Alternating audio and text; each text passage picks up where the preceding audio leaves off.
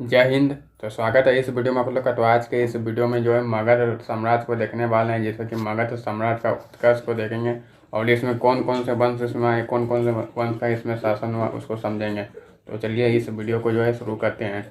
तो बात करेंगे मगध साम्राज्य का उत्कर्ष के बारे में। तो ठीक है, बात करें मगध साम्राज्य के उत्कर्ष के बारे में, तो इसका जो उत्कर्ष है वो जो 6ठी शताब्दी में माना जाता है। 6ठी ईसा पूर्व में जो माना जाता है। कब माना जाता है? यानी कि 6ठी ईसा पूर्व में माना जाता है। ईसा पूर्व का मतलब क्या होता है? यानी कि ईसा से भी पहले, ईसा पूर्व, जो कि अगर बात करें तो वो हो जाता है 544 BC से लेके 185 BC तक जो है ये मगध का जो है उत्कर्ष माना जाता है। अगर बात करें मगध के बारे में, तो मगध जो है आपको पता होगा कि उस समय जो 16 महाजनपद में जो है ये भारत जो है बटा हुआ था 16 महाजनपद में। तो जिसमें से मगध जो था क्या था, काफ़ी शक्तिशाली था। ये जो सबसे शक्तिशाली जनपद महाजनपद में से एक था मगध साम्राज्य। अगर बात करें ये कहाँ तक फैला हुआ था, तो ये जो है उत्तर प्रदेश, बिहार और पश्चिम बंगाल में फैला हुआ था। उत्तर प्रदेश में जो है पूर्वी उत्तर प्रदेश शामिल था, यानी कि वर्तमान स्थिति में क्या आगे आ जाएगा, पूर्वी उत्तर प्रदेश। फिर आपका हो जाएगा बिहार और एक आपका हो गया पश्चिम बंगाल। क्या हो जाएगा? पश्चिम बंगाल हो जाएगा। चलिए अब आगे देखते हैं,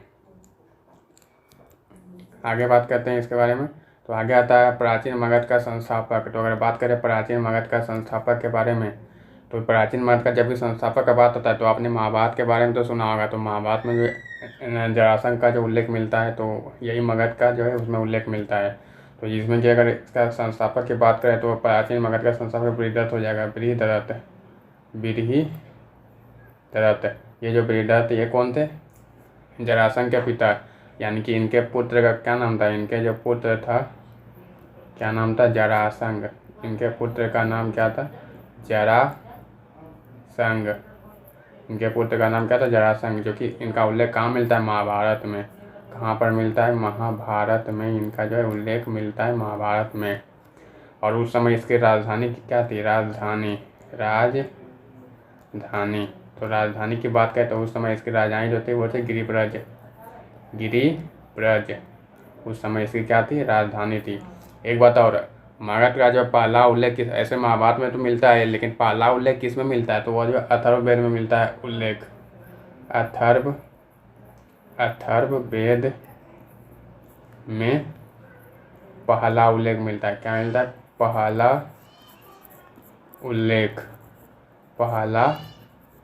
उल्लेख मिलता है अथर्ववेद में। चलिए आगे देखते हैं।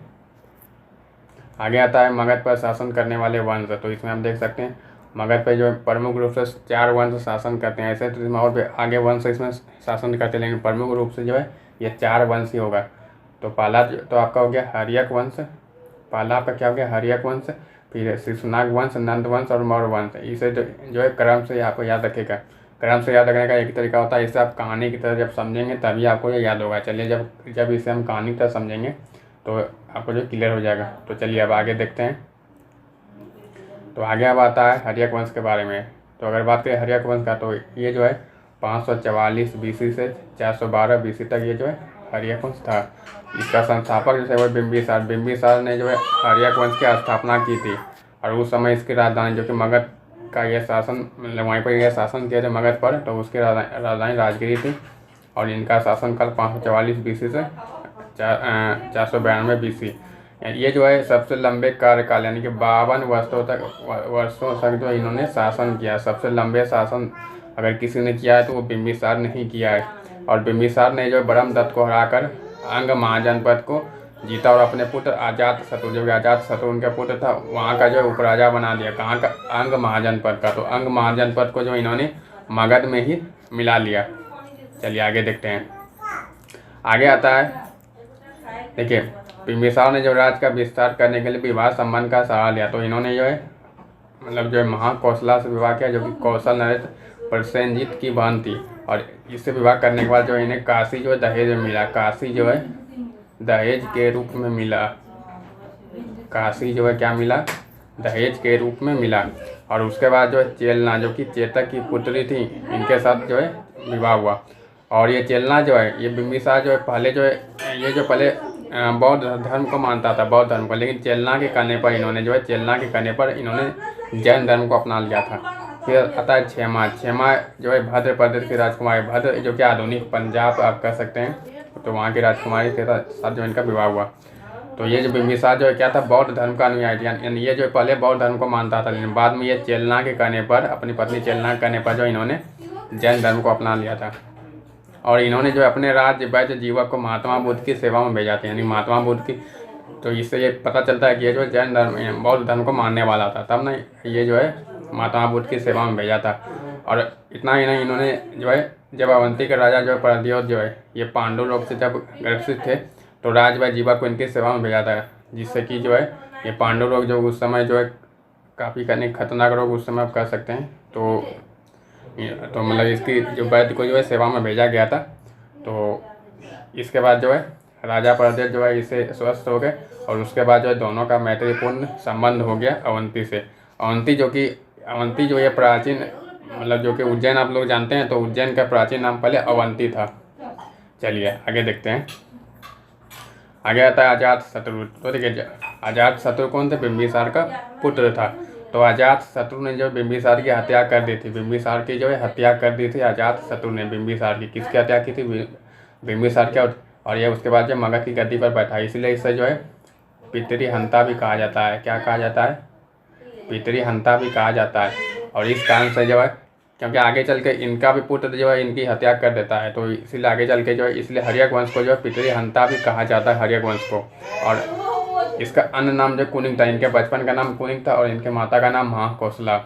और इन्होंने जो काशी के लिए जो है प्रसेनजीत को हराया, यानी कि प्रसेनजीत के साथ इनका युद्ध हुआ, और उनकी पुत्री जो है वाजिरा से इनका विवाह हुआ। और प्रथम बौद्ध संगीति जो इन्हीं के शासनकाल में हुई थी। और ये अजातशत्रु ये जो है जैन धर्म का अनुयायी था। ये जो क्या था, जैन धर्म को ये मानने वाला था। और अजातशत्रु की हत्या जो उनके पुत्र उदयन ने की और मगध की गद्दी पर बैठा, यानी जिस तरह से अजातशत्रु ने अपने पिता की हत्या की थी, उसी तरह से जो है इनके पुत्र द्वारा इनकी भी हत्या कर दी गई। चलिए आगे देखते हैं। तो देखिए जब उदयन जो है शासक बना, उसके बाद तो इन्होंने जो है पाटलिपुत्र नगर की स्थापना की, जो कि गंगा, गंडक और सोन नदी के जो कि संगम पर जो है पाटलिपुत्र, यानी जो कि आधुनिक पटना जो है वहाँ पर जो राजधानी के रूप में बसाया। राजधानी के रूप में जो है इन्होंने नगर को बसाया। और उदयन के जो है 3 पुत्र हुए, जो कि क्रम के अनुसार शासन के, जो पहला अनिरुद्ध, फिर उसके बाद मुंडा, फिर उसके बाद नागदशक। ये नागदशक जो ये अंतिम शासक हुए, अंतिम। ये जो है हर्यक वंश का क्या हुआ, अंतिम शासक हर्यक वंश का। किस वंश का, हर्यक वंश का। उसके बाद जो है नागदशक ने की जो हत्या, उसके मंत्री शिशुनाग ने कर दिया, और शिशुनाग वंश की स्थापना की। फिर जो है शिशुनाग जो है ये वंश की स्थापना होती है, जो कि ये 412 ईसा पूर्व से लेकर 345 ईसा पूर्व ये शिशुनाग वंश का रहता है। जो कि शिशुनाग वंश जो है, मतलब इसका संस्थापक कौन है, शिशुनाग है। शिशुनाग पहले कौन था, उदयन के क्या, मतलब सॉरी उदयन नहीं, नागदशक के क्या थे, मंत्री थे। नागदशक के मंत्री, जो कि इन्होंने नागदशक की हत्या कर दी थी, तो उसके बाद जो ये मगध का राजा बना। और इन्होंने राजधानी को बदल दिया, राजधानी को बदल के जो इन्होंने वैशाली कर दिया। कहाँ कर दिया, वैशाली। और शिशुनाग ने जो अवंती को जीता और मगध में मिला लिया। और शिशुनाग की जब मृत्यु हुई, तो उसके बाद जो उनका पुत्र कालाशोक मगध की गद्दी पर बैठा। कौन बैठा, कालाशोक, जो कि 394 ईसा यानी BC में जो है कालाशोक जो मगध की गद्दी पर बैठा। चलिए आगे बात करते हैं। आगे आता है कालाशोक के बारे में। तो कालाशोक इन्होंने जो है राजधानी को जो है पुनः जो है पाटलिपुत्र में जो स्थापना किया, और द्वितीय बौद्ध संगीति जो है इन्हीं के शासनकाल में जो है आयोजन किया गया था। और शिशुनाग वंश का तो अगर बात करें अंतिम राजा, तो वह नंदीवर्धन थे। नंदीवर्धन जो कि कालाशोक के जो है 10 पुत्र, कालाशोक के क्या थे, 10 पुत्र, जिसमें से अंतिम क्या थे, नंदीवर्धन अंतिम राजा था, जिसकी हत्या जो है महापद्मानंद ने कर दिया और नंद वंश की स्थापना की। इसके बाद जो इन्होंने नंद वंश की स्थापना की। चलिए अब नंद वंश के बारे में जानते हैं। तो नंद वंश के बारे में देख सकते हैं। नंद वंश में जो है 344 BC से 323 BC, इसमें संस्थापक महापद्मानंद और इनके अन्य नाम जो थे वो उग्रसेन सर्वक्षांतक परशुराम का दूसरा अवतार। देखिए इसे जो है परशुराम का दूसरा अवतार इसीलिए कहा जाता है क्योंकि इसे जो है क्षत्रियों का संहारक भी कहा जाता है। क्षत्रिय का संहारक भी जो है कहा जाता है, इसीलिए जो है इसे जो परशुराम का दूसरा अवतार कहा जाता था। और इनके जो है 8 पुत्र हुए, जिसमें कि अंतिम जो है धनानंद इनके अंतिम राजा हुए, मतलब धनानंद भी इनके पुत्र ही थे। 8 पुत्र इनके थे, क्योंकि टोटल इसमें जो है 9 राजा हुए। पहला तो ये महापद्मानंद, फिर इसके 8 पुत्र जो है बारी बारी से शासन किया है, जो कि इनके पुत्र जो है 22 वर्षों तक शासन किया बारी बारी से। तो इसलिए इसे जो है नवनंद वंश भी कहा जाता है। इसलिए इसे जो है नवनंद वंश को जो है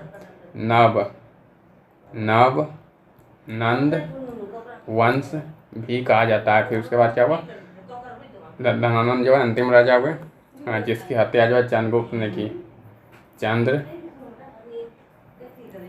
चंद्रगुप्त मौर्य ने इनकी हत्या की, इसके धनानंद किया। उसके बाद जो है मौर्य वंश की स्थापना की। किसकी सहायता से?